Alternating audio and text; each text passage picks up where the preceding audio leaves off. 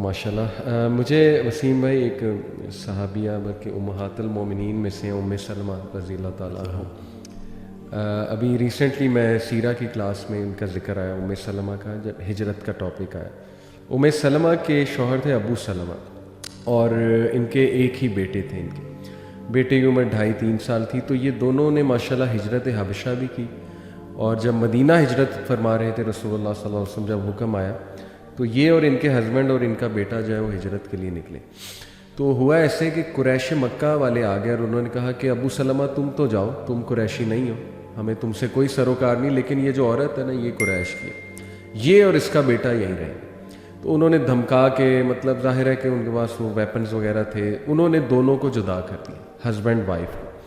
اب آپ سوچیں کہ کتنا بڑا ٹرائل تھا یہ ام سلمہ کے لیے کہ ان کا شوہر ان سے جدا ہو جاتا ہے، بیٹا ان کے پاس ہے، اور شوہر پھر ظاہر ہے ہجرت کر جاتے ہیں. اس کے بعد ان کے جو شوہر کے قبیلے والے ہیں وہ آ جاتے ہیں، اور وہ آ کے لڑتے ہیں قریش مکہ سے اور کہتے ہیں کہ جی یہ ہماری اولاد، اس کو ہم لیں گے، عورت تم رکھو، عورت سے ہمیں کوئی سروکار نہیں، لیکن یہ بچہ ہماری اولاد ہے. اور لڑائی ہوتی ہے یہاں تک کہ ایک طرف سے وہ کھینچ رہے ہوتے ہیں، ایک طرف سے قریش مکہ بچے کو کھینچ رہے ہوتے ہیں، اور بچے کا نا آرم ڈسلوکیٹ ہو جاتا ہے. تو وہ چیخ اٹھتی ہیں درد سے ام سلمہ اور کہتی ہیں کہ خدا کے لیے بس تم لے جاؤ اس کو، لیکن اس بچے کو چھوڑ دو. یعنی ماں کا دل آپ کو پتہ ہے کیسے تڑپ اٹھتی ہیں. اور روایات میں آتا ہے وسیم بھائی کہ بچہ وہ لے جاتے ہیں، 6 ماہ ام سلمہ وادیوں میں جا کے روتی ہیں. 6 months یہ پورا پیریڈ بتایا کہ ڈیلی رات کو جا کے ان وادیوں میں روتی ہیں جا کے. یعنی آپ دیکھیں کس اینگوش اور کس پین میں وہ مدر ہوگی کہ شوہر بھی، لیکن ہوپ تھا، اللہ سبحانہ و تعالیٰ کے لیے کر رہی تھی، اور انہیں پتہ تھا کہ اللہ کی طرف سے ٹیسٹ ہے، اور میری نیت تھی، میرے شوہر کی نیت تھی، ہم نے رسول اللہ صلی اللہ علیہ وسلم کے پاس جانا ہے، ہجرت کرنی.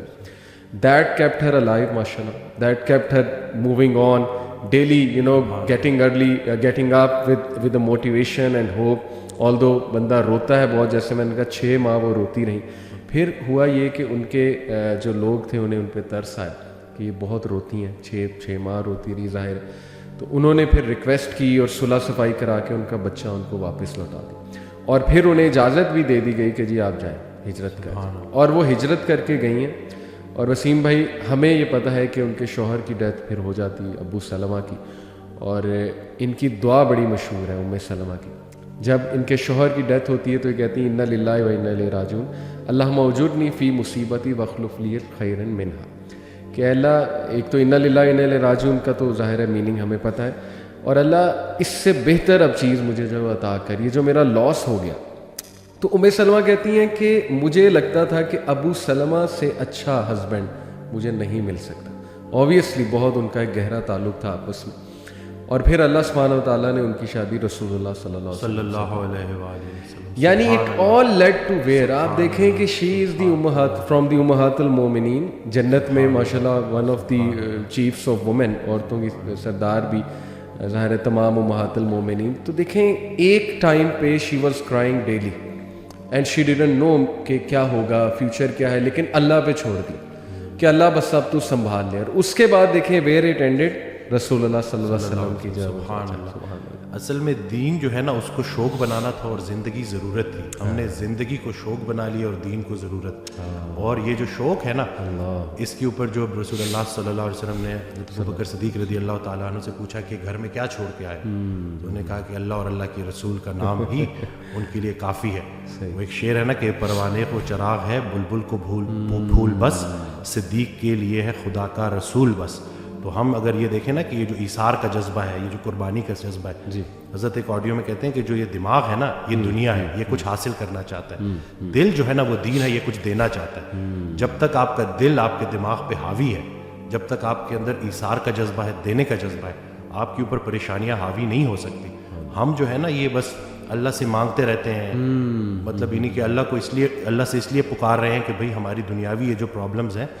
بلکہ حضرت کو ایک جملہ تو اسے تو مجھے میں مطلب بالکل نا میرے رونگٹے کھڑے کر دیے، اور کہتے ہیں حالات ایسے ہو گئے ہیں کہ آج اگر انسان سے پوچھا جائے کہ اللہ اور پیسے میں سے کسی ایک کو چنو تو انسان پیسے کو چنے گا. اس حد تک یہ خطرناک ہو گئی ہے بات کہ یہ پورا کا پورا ایک مطلب نعوذ باللہ ایک معبود بن گیا. جی جو یہ جو پیسے کی محبت، بالکل ایسی، بالکل. تو یہ باقی جو اللہ والے ہیں وہ ہر طرح کے خوف سے اور ہر طرح کے غم سے گزار کے ہر طرح کے خوف اور غم سے آزاد کر دیے. کیا بات, کیا بات. لیکن وہ پروسیس ہے, اس سے گزرنا ہے. ایسا ہو نہیں سکتا کہ اللہ تعالیٰ آپ کو بغیر پروسیس کے گزارے آپ کو کوئی اچھا مقام دے دے. کیا بات, کیا یعنی کہ جو اچھے وقت کا انتظار کر رہا ہے اس پہ اچھا وقت ضرور آئے گا. اور یہ جو آپ نے بات کی نا وسیم بھائی, یہ تو قرآن کی آیت بھی ہے الحمدللہ. الا ان اولیاء اللہ لا خوف علیہم ولا هم یحزنون, کہ بے شک اللہ کے جو ولی ہیں, اولیاء ہیں, ان پہ نہ کوئی خوف ہے نہ کوئی غم ہے. تو اولیاء کون ہے یہ بھی اللہ نے ایک اور آیت میں ایکسپلین کیا کہ بے شک اللہ کے ولی تو وہی ہیں جو ایمان لاتے ہیں اور تقوی اختیار کرتے ہیں اللہ سبحانہ تعالیٰ کا. یعنی they respect Allah so much, they are in awe of Allah سبحانہ تعالیٰ سو مچ کہ وہ سوال ہی نہیں پیدا ہوتا اللہ کے بارے میں نیگیٹو سوچ, کیونکہ اللہ رب العالمین کی ذات جو ہے ہی از الحکیم, دا موسٹ وائز اور سب سے زیادہ جسٹ. الیس اللہ بأحکم الحاکمین, کیا اللہ سب سے زیادہ جسٹس کرنے والا نہیں ہے, بہترین حاکم نہیں ہے؟ تو دے نو, وہی آپ کی والی بات کہ یقین ہے, شک نہیں ہے رب کی ذات.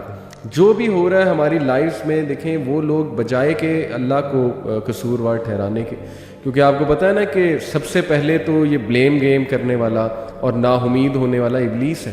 بالکل, اس نے اللہ کو رائٹ دین کہہ دیا تھا کہ چونکہ آپ نے مجھے گمراہ کیا اس لیے میں اب ان کو نہیں چھوڑوں. تو وہ بٹر بن گیا, ریونجفل بن گیا, وینجفل بن گیا, اور اس کا حسد بڑھتا جا رہا ہے, اس کی نفرت بڑھتی جا رہی ہے. تو اللہ نے اس کی اگزامپل کوٹ کی کہ چونکہ وہ اپنے رب کی رحمت سے ہی مایوس ہو گیا, تو that's why he is called ابلیس, کیونکہ وہ بالکل ہی نا امید ہے. تو یہ بات آ جا کے وسیم بھائی پھر یقین کی ہی ہے کہ اللہ سبحانہ و تعالیٰ جو ہے نا وہ میرا برا نہیں چاہ سکتا. میں آپ کو بس ایک چھوٹے سی بات اپنی پرسنل بتا کے پھر آپ کی طرف آتا ہوں. ابھی پچھلے چند ماہ پہلے کی بات ہے, ویسے ہی کبھی کبھی آپ کو پتہ ہے بندہ ڈاؤن ہو جاتا ہے. تو میری وائف کے بارے میں تھوڑا پریشان تھا کسی وجہ سے, تو میں کافی پریشان نظر آ رہا تھا. تو انہوں نے مجھ سے ایک بات کی, انہوں نے کہا کہ آپ بہت پریشان لگ رہے ہیں. میں نے کہا جی بس آپ کی وجہ سے, ظاہر ہے کچھ ہیلتھ ایشوز وغیرہ جو بھی ہے, آپ کو پتہ ہے چلتے رہتی ہیں یہ چیزیں, تو میں تھوڑا پریشان ہوں. تو انہوں نے ایک بات کی, اتنا اسٹرانگ جملہ وسیم بھائی کہ میرے رونگٹے کھڑے ہو گئے ان کا یہ جملہ سن کے. شی سیڈ کہ دیکھیں آپ اس لیے پریشان ہیں نا بیکاز یو لو می, آپ مجھ سے پیار کرتے ہیں. تو شی سیڈ کہ آپ سے زیادہ پیار مجھ سے اللہ کرتا. سبحان اللہ.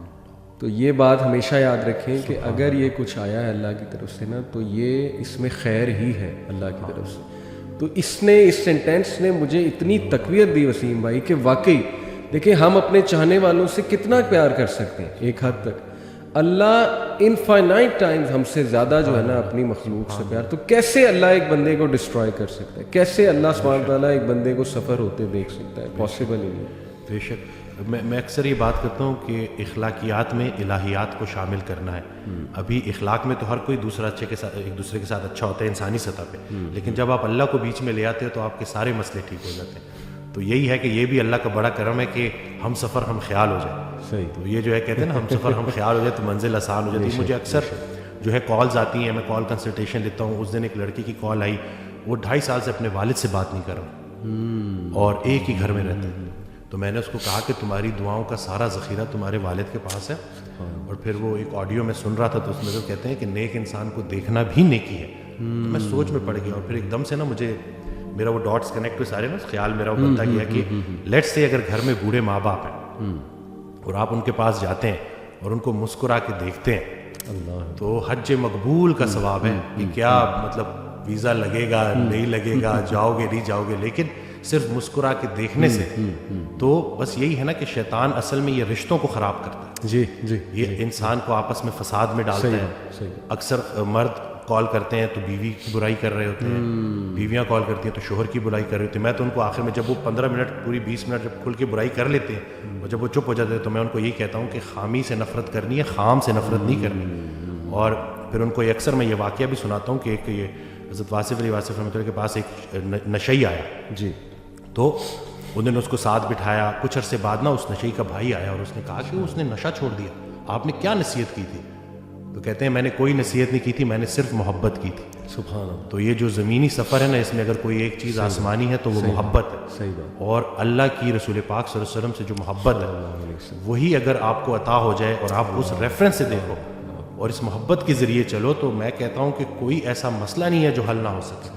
ہم صرف یہ جو اپنی ذاتی نفرت ایک ایسا زہر ہے جو عمل دوسرے کا ہوتا ہے, زہر آپ کے اپنے جسم میں پھیلتا ہے اور پھر بڑھتا ہے اور پھر اس حد تک بڑھ جاتا ہے کہ وہ آپ کو اتنا زہر آلود کر دیتا ہے, اتنا بوجھل کر دیتا ہے کہ صرف چند لوگوں کا چہرہ آپ کے آنکھوں کے سامنے ہے تو آپ کا موڈ خراب ہو جاتا ہے. جی. تو اگر آپ نے دل میں کوئی بندے ایسے رکھے ہوئے ہیں نا, تو ابھی اگر آپ دیکھ رہے ہیں تو ان کو فوری معاف کریں. صحیح بات. کیونکہ ہم نے بھی اللہ سے جا کے معافی مانگنی, تو جا کے ان کو معاف کریں.